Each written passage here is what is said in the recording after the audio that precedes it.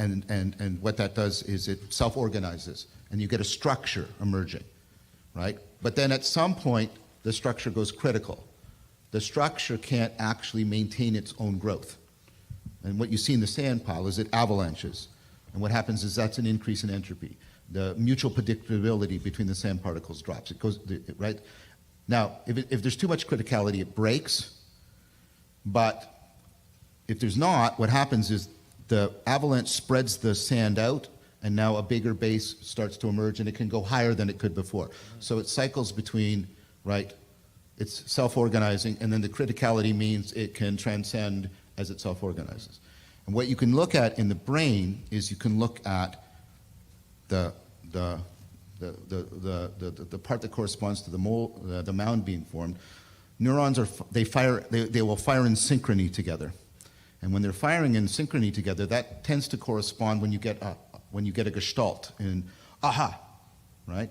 And then what they do is they break apart and they fire asynchronously. The entropy goes up, and that allows a new synchrony to form, and then they break apart and a new synchrony, and it oscillates. And this is at many levels of analysis, between small groups of neurons all the way up to the entire brain. And what that is doing, I argue and have argued and published, is that corresponds to frame making and frame breaking in insight. And Stephan and Dixon, for example, have measured entropy when you're going through an aha moment, and that's what happens.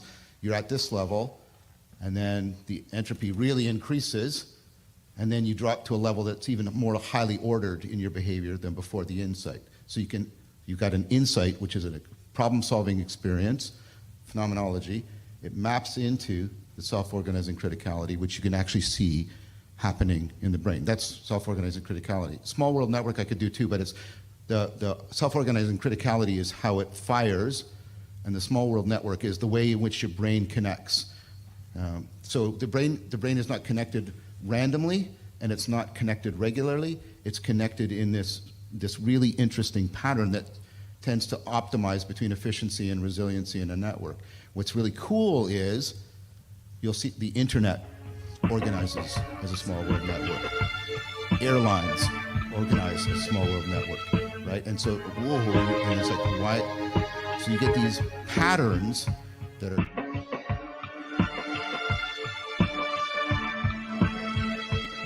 Can you hear the music this time?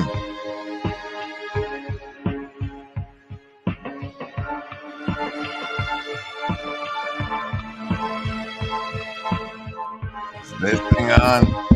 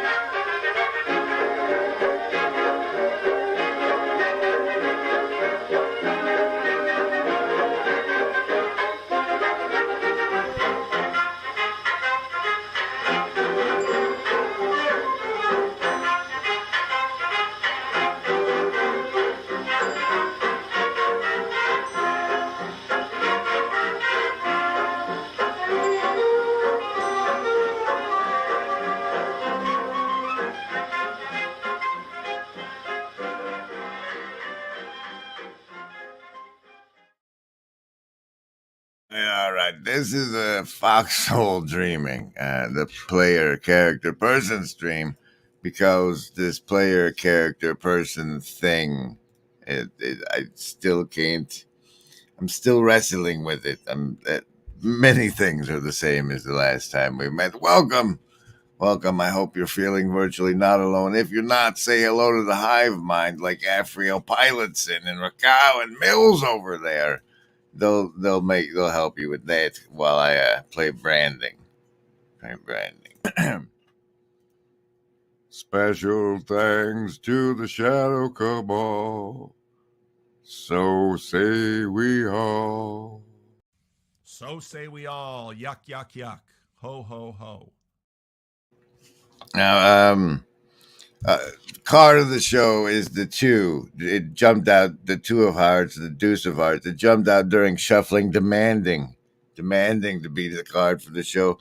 I'm going to be giving you some savings throws shortly, but what I'd like you to know and disclaim beforehand that the Foxhole Dreaming part of the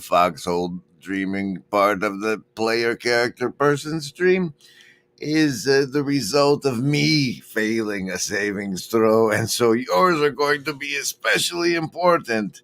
Or maybe you use your discernment and don't, Ducks eat bread. They do. They like it. But here, before we get to that, let's do a little of this.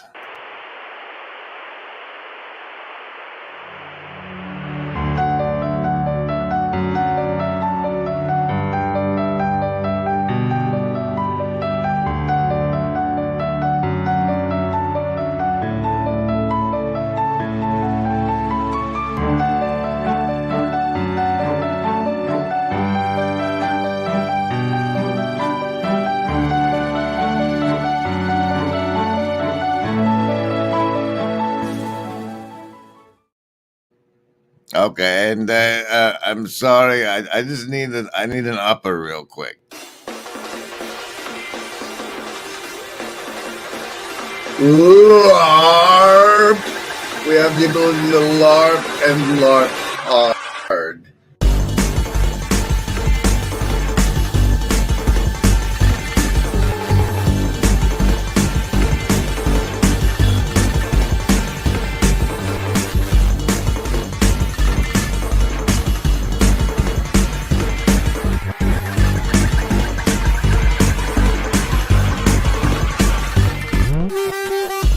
LARP! We have the ability to LARP and LARP hard.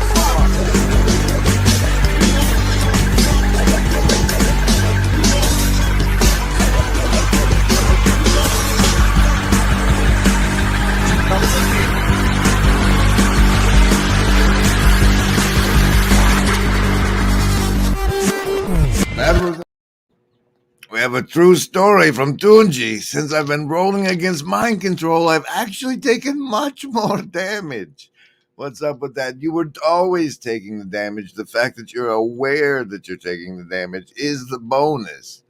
A participatory bonus you get for having been here. Congratulations. As you know, you are swimming in mind control. Here is where you get your savings throw. You choose between survival, social, wisdom, or heart as the basis of your resistance to the mind control. I roll the dice. If the die is over 10, then you've made your savings throw against mind control and take half damage. If the die is under 10, you take full damage. But hey, you got your savings throw. Survival, social, wisdom, or heart. Choose. Oh, survivalist. No bonuses for you. That's a nat 1 today. Sorry. Socialist, you're doing fine. That's a 14. Pairing up with the heart. But shh, it's wisdom first. Lovers of wisdom, 15. Heart pairing with the social with a 14. And indigo, kids, that's a 9 for you. Congratulations. There's your savings throws. Now soon to get into Foxhole Dreaming. And once again, the... what's this? Oh, no. Player, character, person, and Foxhole Dreaming stream. Welcome, everybody. Welcome. Remember it. There is no agency. We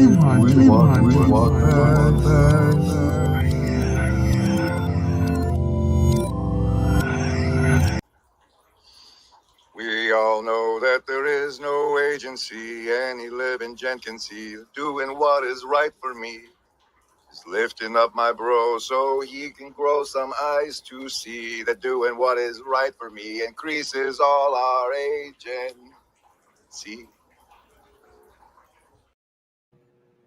It seems to me that the trinity of player, character, and person is spawned for infinite grounds of meditation. Let us first think upon the player and the playful spirit, and as if it's the only and precious thing that we are born full of in childhood, and is squeezed and filtered out through us as we age, and the true gem of humanity that we can hold on to in the darkest of times.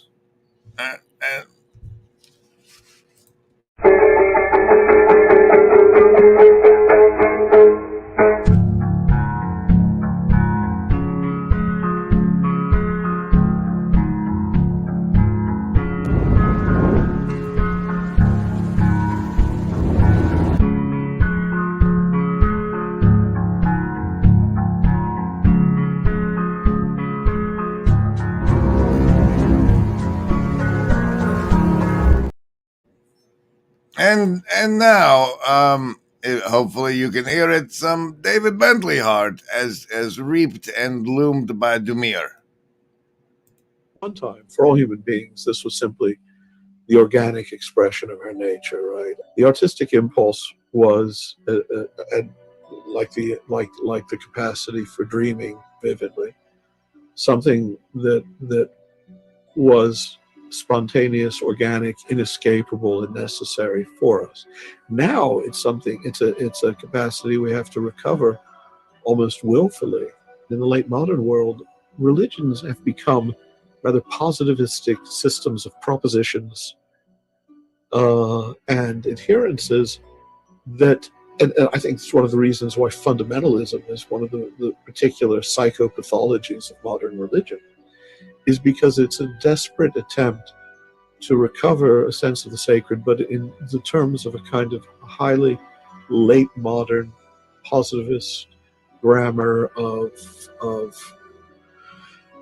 proposition, tenet, the way that you might adhere to the Constitution of the U.S. if you're an American. That's not the virtue. That's not the habit of mind, the habit of soul that religio once was, which was rather a capacity to be seized from without by what shows itself.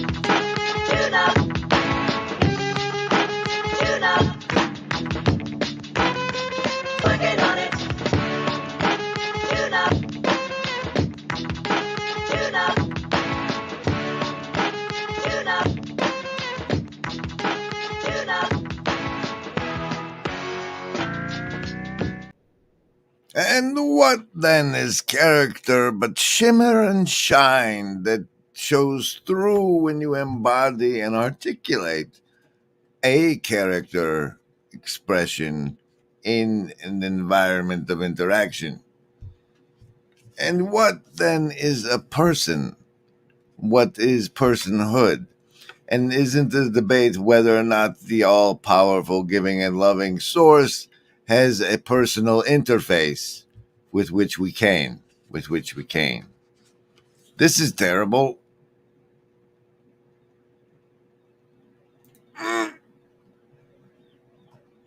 Have a music break.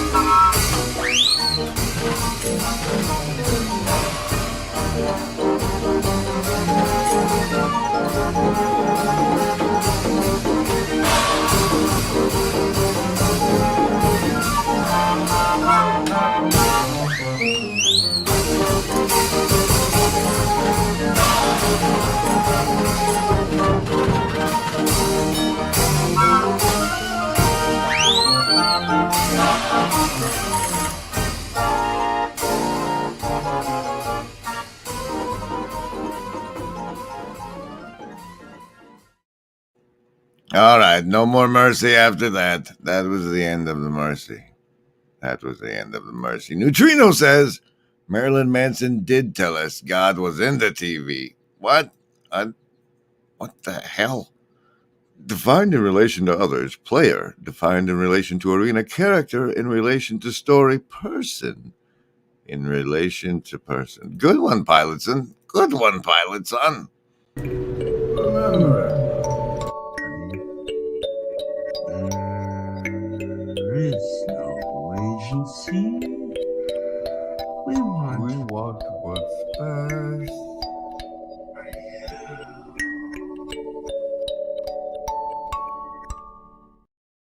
And with there being no more mercy, we proceed toward the Foxhole Dreaming part of the Foxhole Dreaming player character person stream, with which we shall gently slide into it, toward this way. Because the what is it? The old quip, is that there are no atheists in the foxholes, and it's almost like that there are no denominations in foxholes. There's a sort of a corollary there, because like the kinds of conversations that we are allowed to have here, and I think all of us have felt genuinely fed by. I can't just like roll into the office and have these kind of conversations, right? and so those of us who have migrated to this place have found this fellowship, that Jordan Hall talked about. What do you call it? I think the fellowship of the spirit or something like that. Now, as a student of history, I get a little bit nervous about these kinds of things, because there are these old traditions in which people have like absolutely lost their minds and gone crazy and gotten into sort of the millenarian spirit. But I take Jordan for at his word here. I think it's a real thing, and we feel that spirit amongst us. It's like I had a conversation earlier today with somebody who I knew. I actually knew him first outside of the corner, and anyways. Is the spirit he's talking about the Foxhole spirit? Is question number one. So he wanted to record a show, and I said, sure, yeah, like let's do it. I knew that he had been sort of wanting to get back into things. I said, sure, like let's go. And so we were talking about it, and like 3/4 of the way through the conversation, I mentioned PVK, and I said, are you familiar with the corner? He's like, oh man, PVK all the time. Like, and I had no idea, that he. I mean, I had felt a kinship with him already, which is why I agreed to go on the show with him. But the fact that here's this guy, like, I don't even know if he's like a known entity out in TLC land, but there was immediately like it's like I was comfortable and sharing with him, in this sort of this back and forth together in a way that I knew before I knew he was a member. Like, he was an honorary member of the corps, even if he didn't know it, because he was there. There's a high degree of openness, like taking the spirit seriously, like all the kind of things that we talk about. And so this One of us. no man left behind thing. Did you notice that it really like struck for Vakey? Like, he was sort of, really, like, I think he even sort of physically like, whoa, Grimm's gonna have a field day with the body language if he picks up on that one. Okay. Am I? That means I'm gonna have to go watch it, you son of a. That's well said. And I'll put a piece out there that comes like a little bit more of the Chevelle record, the No Man Left Behind. Yeah. Which is a deep, deep commitment, because some people are committed to not coming home. But our love is great enough that we will find a way to reach out to them, and we will bring them home. That's excellent. Well, let's talk about the two then, because it's. Is that the body language I'm supposed to squee about? How the sudden discomfort is manifest there? I don't know, but let's get back to the Foxhole spirit and the Foxhole dreaming and the horrible nightmare which I'm about to unleash upon you. But first, let's check with the Hive Mind chat.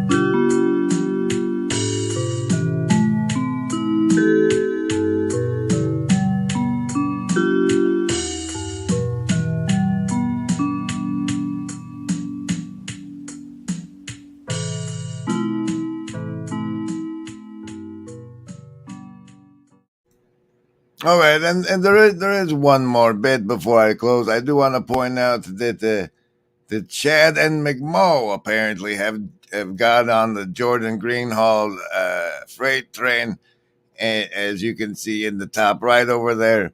And I'll also mention that while I have now clicked through on the second one, this down here from 4 years ago, that the algorithm has been feeding me suddenly. Before I clicked onto that, I was exposed to the thing which I have failed the savings throw against, and I have a sanitized portion of it to give you a small sample that I have placed over in the clip stream. Here it is. Click on it, put it over here, share this tab. So they determined. Well, what do you know? It's a 33-second clip. Okay, and so they determine, well, I'm going to read the Bible irrespective of what the voices say. And then the voices say, if you're going to read the Bible, you got to read it from cover to cover. You got to start at the beginning and read it all the way through. And then they get to that place in the Bible where this guy begat that guy, and it goes on for like 20 pages. And the voices jump in there and say, see, this is a bunch of bullshit. You know, why are you even wasting your time with this? And it's amazing how many of them they get to stop reading the Bible at that point. But they'll always say that. It's almost like they're all made from some cookie cutter where they're all programmed to do this to it. So that's a little tasteful sample where he speaks about the voices and what they all seem to be saying, and how essentially that's the foxhole part. The foxhole part. That's on a card. You got it on the card. You got it on the back of the card. Here you go. Start through it. All right, here we go. Yes. The foxhole dreaming part. I combine it with the notion of you've been like, I don't know. I'm not even. I don't. When I say foxhole, I think of like the World War motif where they've dug these trenches, and then you end up sleeping in them, right? And you're sleeping in there, and you're dreaming, and you don't want to wake the fella up because what you're waking him up to. And then that our universe seems to operate in the terms of seek and ye shall find. And if so, does letting this stuff seep, does waking somebody up to the existence of this bring it into the world where they otherwise could have pursued their happy little lives with it never have touching them? are we in fact in spiritual warfare? And does believing in Jesus not also mean you have to start believing in the existence of demons? These are you not waking up to the existence of demons if you decide to, I'm going to believe in Jesus, I'm going to discard my mustard seed blanket, that all of that is bullshit, all of that is bullshit, there's no such thing, there's no such thing. That mustard seed, that's where you're putting your mustard seed of faith, is in, it's all bullshit, it's all bullshit. But if you let go of that blanket and realize the world and circumstances you're actually in, and you've been dreaming in the foxhole, or you're not. I'm losing grasp of reality. There's no such thing as demons. We're all safe. We're all safe. Help us, Jesus.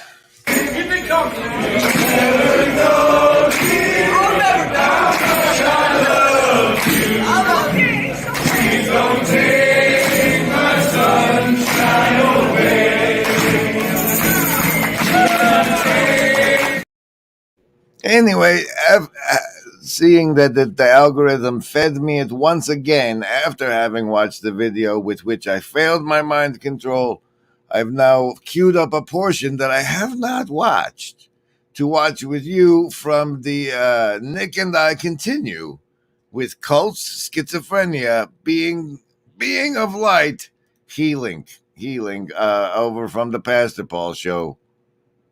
4 years ago, apparently. Yeah, 4 years ago. It says March 31st. Next week, 4 years ago.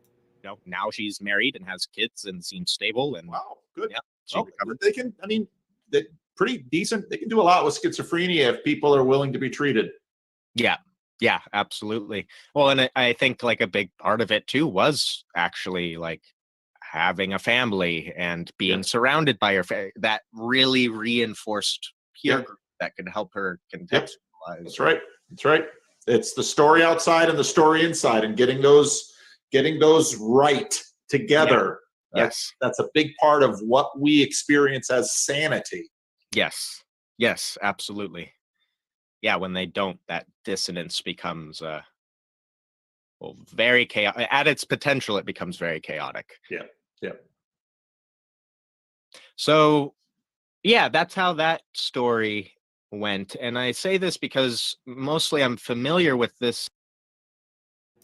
We're halfway through the 33rd minute.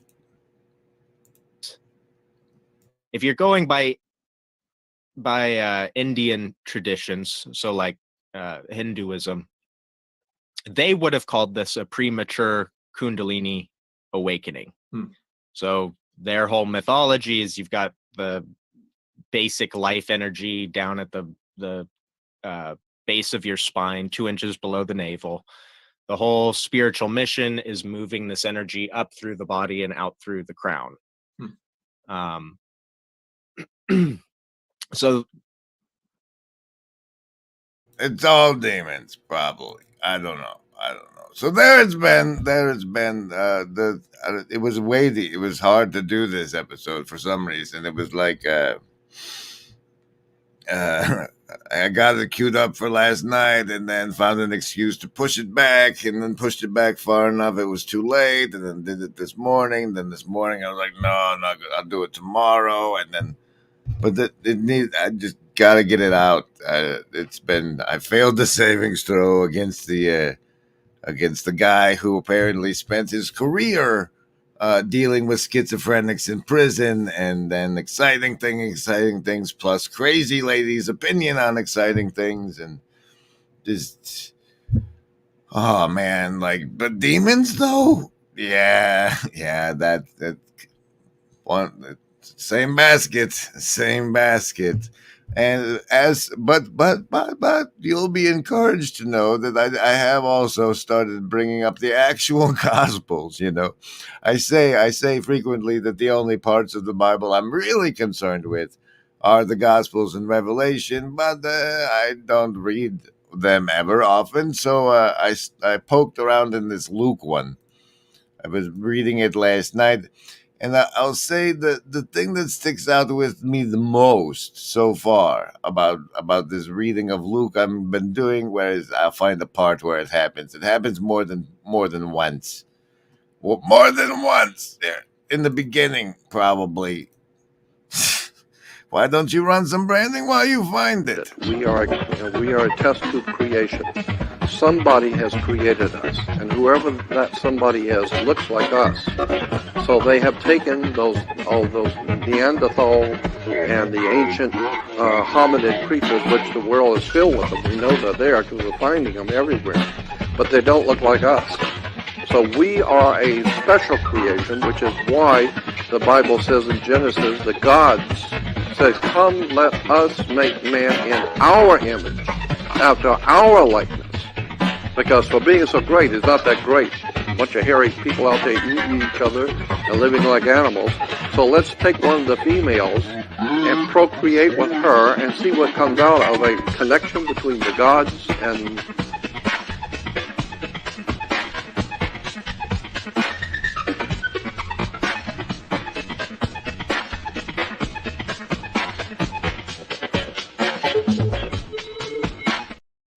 All right, I found it. It's this part here where it kept saying it, like at least twice it happened, that his mother kept all these sayings in her heart. And what sayings do we have in our hearts? Poke around in there. Let me know what you find in the comments below for a +5 on the next stream's replay. Show what sort of memento style, and work your way backwards. Welcome. Go to church, hug a cat. Have a great one. Thank you for your support and Shadow Cabals.